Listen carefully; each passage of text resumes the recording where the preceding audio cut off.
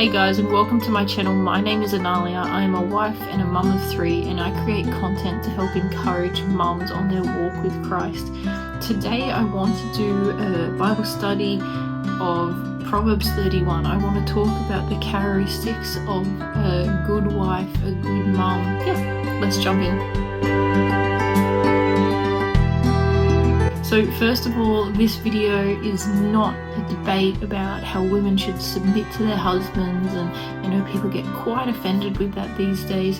This is to encourage mums that don't feel like staying at home and taking care of the house is enough. Are they doing enough? Because the world keeps telling us it's not. But I want to bring us back to what the Bible says, because we know the Bible is the word of God. So this is not to step on toes and stir the pot. It is to encourage women who might not feel like they're enough and what they're doing is enough.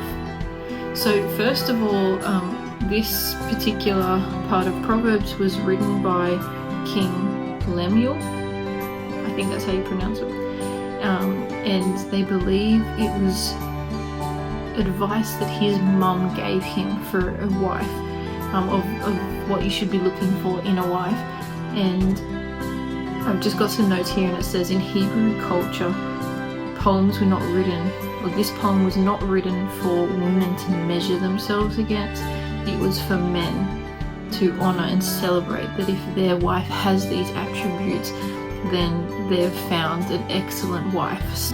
So from Proverbs chapter 31, I've got 11 characteristics of what makes a great wife. So the first point is she's valuable and trustworthy. So let's read the first couple verses. Who can find a virtuous wife? For her worth is far above rubies. So first off, they've got to search for a good wife. This is not just everyone. It's not easy to come by. And when he finds this woman, she's valuable. The heart of her husband safely trusts her, so he will have no lack of gain. She does him good and not evil all the days of her life. So this is saying that as a godly wife, you are trustworthy.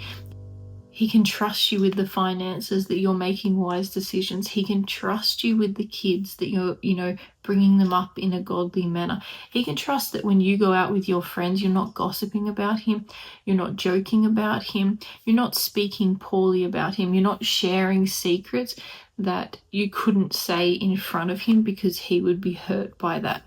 Where it says the heart of her husband safely trusts her. You're a safe place for him to come and speak to and confide in. So the second characteristic is she works diligently and willingly. And we're going to read verses 13 to 15. She seeks wool and flax and willingly works with her hands. She's like the merchant ships. She brings her food from afar. She also rises while it is yet night and provides food for her household and a portion for her maid servants. So this is saying that she's not lazy. Like if you look at verse 13, she seeks wool and flax. So she's looking for it. She's just not grabbing something and chucking it at her family. She willingly works with her hand. She brings food from afar. So she's gone out to get the best for her family. She's rising in the middle of the night to make sure that the food's ready for when her husband needs it and her kids need it, and making sure that her maidservants have food as well. So the third characteristic is she's resourceful and plans ahead. We're going to read verses 16 to 18. She considers a field and buys it. From her profit she plants a vineyard. She girds herself with strength and strengthens her arms, and perceives that her merchandise is good and her lamp does not go out by night. She's resourceful and plans ahead. So I feel like I love this particular couple of verses because I think it really speaks to, I guess, the entrepreneur in me, that like as a mum, that sometimes you are resourceful. Sometimes you're like, okay, I'm going to do cheap pasta for a couple nights so I have this extra money to buy the kids new shoes.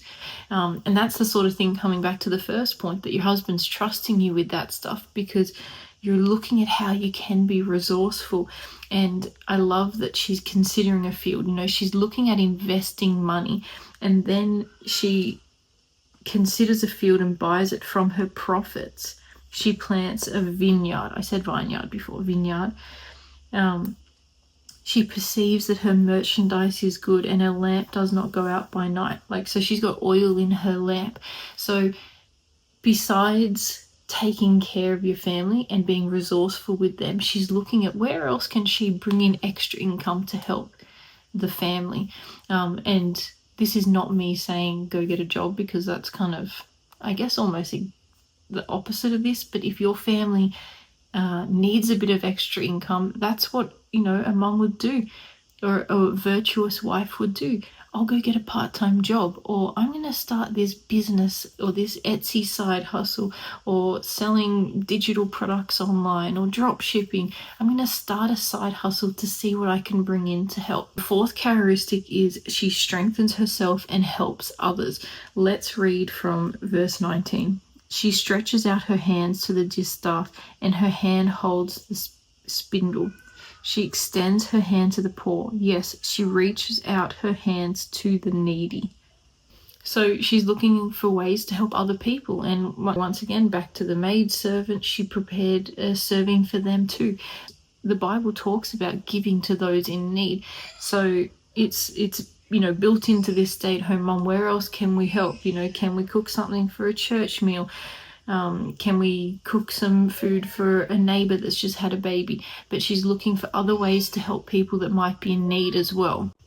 Now, I don't know about you, but this is kind of the point that I got to, that I'm like, my goodness, we do a lot as stay-at-home moms. But when you start to see that this stuff is actually biblical, and you wanting to help, because just because you're not getting a paycheck for this stuff doesn't mean it's not valuable and it's not important. All of this is very time-consuming. Okay, the fifth characteristic is she prepares her household. Let's read from verse 21. She is not afraid of snow for her household, for all her household is clothed with scarlet. She makes tapestry for herself. Her clothing is fine linen and purple. When it snows, she's not worried, because she's got her family dressed, they're covered, they're going to be warm. And I think that physically, they're talking about physically, but I also think about preparing a home in general, having a safe place to come back to, makes it a safe place for everyone to come, no matter what's going on outside, whether it's an actual snowstorm or whether it's just, something crazy going on with your kids or your husband. But when they come back, that they know that they're in a safe place because of the wife. So the sixth point is that she's respected, and her husband's respected. And I think you've got to kind of read this in context. So we just read, she makes tapestry for herself. Her clothing is fine linen and purple. And then it goes on to say her husband is known in the gates when he sits among the elders of the land. And I think that that's about the husband's respected, but also the wife's respected. Whether it's about because of the clothing that she makes, because she's making beautiful clothing that is well dressed. And if someone's well dressed, you respect them. So then it says she makes linen garments and sells them, and supplies sashes for the merchants. When she's considering a field, this goes back to the entrepreneurial thing. It's talking about the linen garments she's making and selling them. So the seventh characteristic is she's clothed with strength and dignity. So we'll read verse 25. Strength and honor are her clothing. She shall rejoice in time to come. So her security comes from God. I think this really speaks to if she's going through challenges, that being clothed with strength and dignity, you're prepared, and that you're walking in the Spirit, because you know that they'll be rejoicing after it, because you're trusting in the Lord. The eighth characteristic is she speaks with wisdom and kindness. Now, this one never really stood out to me before, but a few weeks ago I saw a video about training up and discipling your children, and that we're called to speak to our children with love. Because when it says she opens her mouth with wisdom, so she thinks before she speaks, and on her tongue is the law of kindness.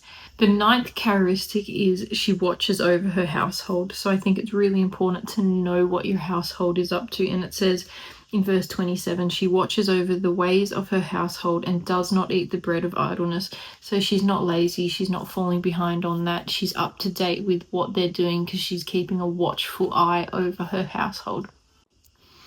And can I just refer back to where it says her household? It doesn't say her husband's household, it is hers. So the 10th characteristic is she is praised by her family. So I feel like we've gone through so many different things, you know, she's getting up early, she's making food, she's clothing, she's watching over her household. This passage in verse 28 and 29, her children rise up calling her blessed, her husband also, and he praises her. Many daughters have done well, but you excel them all. Because of her labor that she's getting praised, her children get up and say she's blessed, her husband does too. And it's saying that she's excelling other women who, you know, who have done well. She's done really well. And the 11th characteristic is she fears the Lord. And I'm going to read verse 30 and 31. Charm is deceitful and beauty is passing, but a woman who fears the Lord, she shall be praised. Give her of the fruit of her hands, and let her own works praise her in the gates. So it's saying that charm is deceitful and beauty is passing. So you can be beautiful and you can be friendly and, you know, lovely, and that'll still all go away one day. But a woman who fears the Lord shall be praised. That the heart that you have after God is the thing that's going to stay. That as a stay-at-home mum, we are doing so much, and I think it is so well summarized in this passage that, you know, first off, that your husband's able to trust you, that then you're meeting physical needs, you're making sure that there's food, you're getting up early to do that, you're going to bed late, you're, you know, making clothes, you're budgeting, you're saving money where you can, you're looking for fields to invest your money in, you know, whether that's going and getting a job, like I said, or a side hustle, or it is just being really careful with how you spend your money. There are so many little parts to being a stay-at-home mum, and I think what validates this is at the end where it says that the family praises her, and many daughters have done well, but you excel them all because you did this. So you're excelling all the daughters of who? The daughters of God. And the world doesn't place value on it, because how easy is it for the devil to bring down a mum by telling her that all these little things are useless, but the Bible tells us that this is important. And so I just hope that this actually encourages a mum that might feel that the day-to-day stuff just doesn't matter, because it does. The last part, that charm and deceitful and beauty is passing, but a woman who fears God, she shall be praised. That making sure we keep God as center of it all. If you don't feel like it's enough, make sure you go back to God, because He has made us to do this. He's called us to do this, and it's an honor to be able to do these things. I really hope that this has encouraged someone. Drop a comment below if it has encouraged you at all, and I will see you in the next video. Bye. Oh, make sure you subscribe. Okay, bye.